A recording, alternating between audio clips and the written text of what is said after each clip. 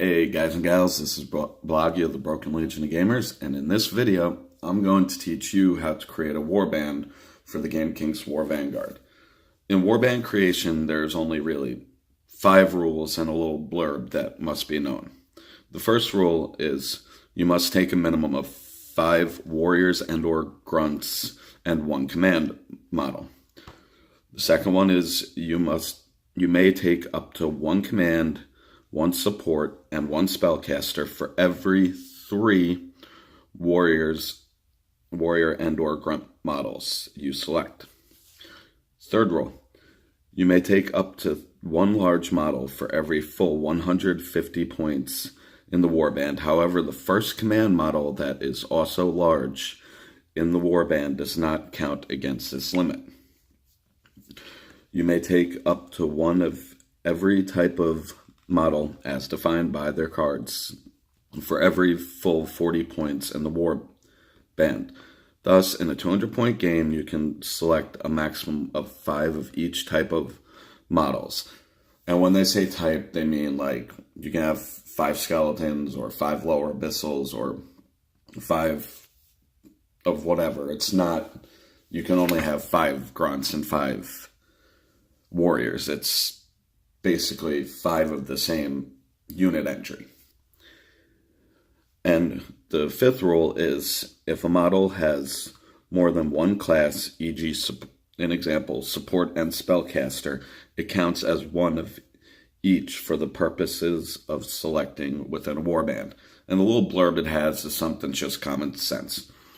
A model with a star after their names are unique named characters. Only 1 model with a star in its name may be taken in a warband. That's pretty much just common sense.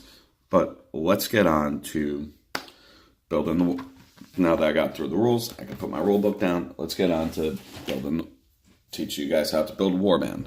Now, the first rule is you need to have a minimum of 1 command model and 5 grunts and or warriors.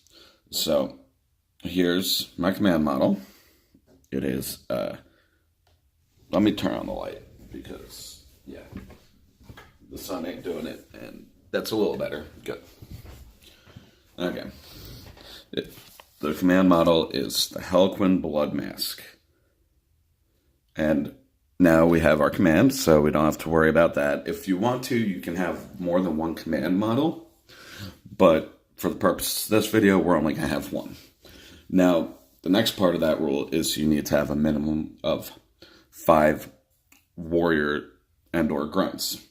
So for the first ones, we're going to go with 3 of these guys, the lower abyssals. So here's the 3 lower abyssals.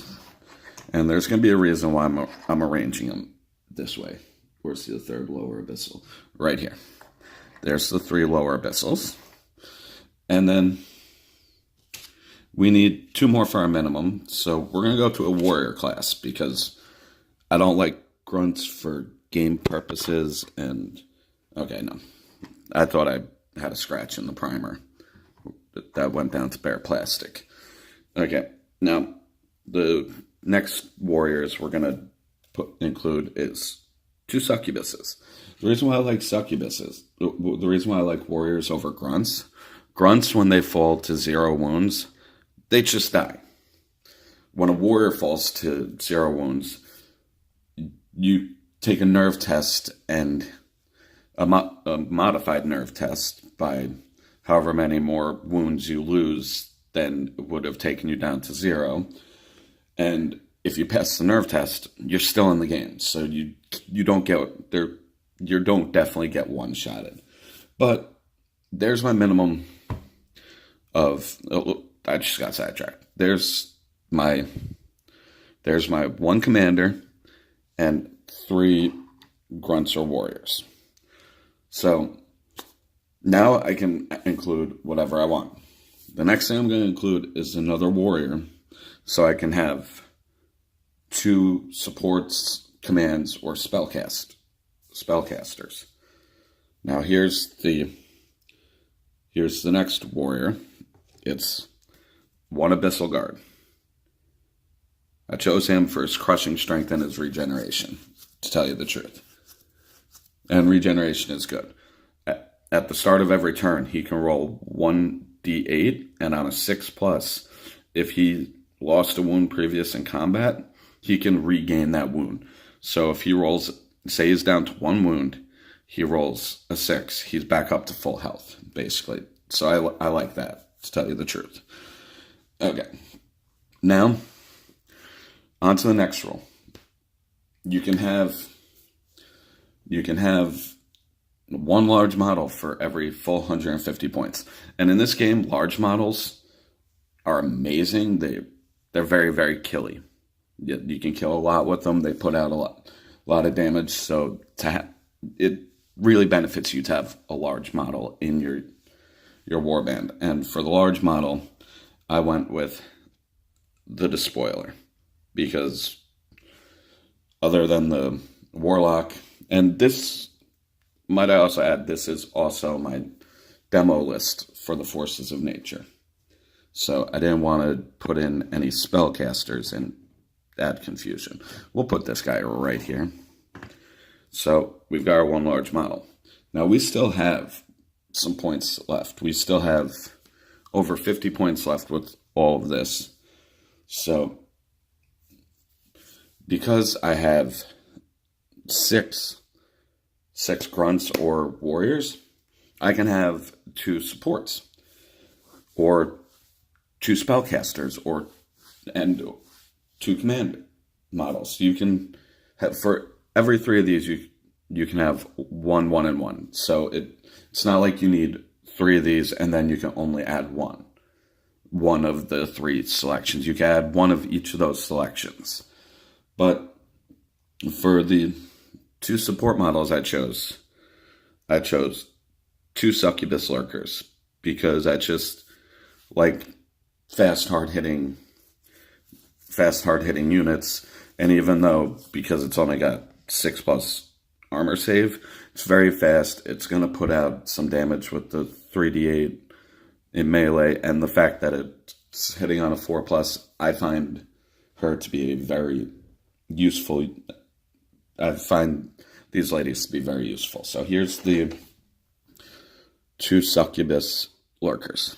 Now, that's basically how you build a warband. You have the minimum 5 grunts and or warriors and the minimum 1 command. Then you have your 1 large model, because you can't have a second large model in this one unless it was a large command model. But right now, the Forces of the Abyss don't have a large command model, so that's null and void. And some armies do have special rules where they could take more than 1 large command model, but that is no effect to the Forces of the Abyss. The only 2 I remember it affecting is the Ogres and the Northern Alliance. And then I have my 6th warrior and or grunt, so I can have my 2 support. This is how you build a warband for Kings of War Vanguard. And this one comes in at 193 points. So that means in a 200-point game, I'd still have 7 points left over for optional equipment. And there's equipment lists in the free downloads. There's a really basic, I think it's just the common equipment. And in the rulebook, you have common, rare, and unique equipment lists. The commons can be taken by anybody, but grunts can only take common equipment. The rare, I believe, you can only take 1 of each of the pieces of equipment in the warband, and the uniques are saved just for campaign play. If you are really interested in this game, I really do recommend going over to manticgames.com and downloading the free core rules, the warband creation guide, and the quick reference sheet, and just try playing, even if you have to proxy with GW miniatures or something else. try the game. It's definitely worth it. It's a great game, and I think you'll love it. And I just showed you how easy it is to build a 200-point warband. And look at this. This is 10 models. 200 points for 10 models, that's not bad. The reason why I think this game is a better starting point than playing regular Kings of War, if you can paint, which unfortunately I don't have time to paint, but if you can paint, getting a 200-point warband built and painted is going to be a lot easier, considering it's only 10 models, than getting 2,000 points of a Kings of War army painted. So that's why I say skirmish games should be your starting point. And even if you don't like fantasy, start off with Dead Zone. Dead Zone, from what I hear, is a very fun skirmish game. Or start off with Kill Team, if you insist on sci-fi. But if you like fantasy, this should be one of your go-to skirmish games. I heard there's some other ones out there. I haven't read the rule books, so I don't know anything about them, but this is the one game I do know about, and the rules are phenomenal. Mantic did a good job. It's very easy to create the warband, as you just saw. I described it to you in under 10 minutes. Now I'm just ranting on. But that's it for this video. I'm just going off on a tangent now, so I'll let you guys go. That's it for this video. Follow me on Instagram if you want to, under Broken Legion of Gamers, or follow me on Twitter, Broken Legion of Gamers, or at Legion Broken. Jump on Facebook. Come and join the Facebook group, the Broken Legion of Gamers tabletop community.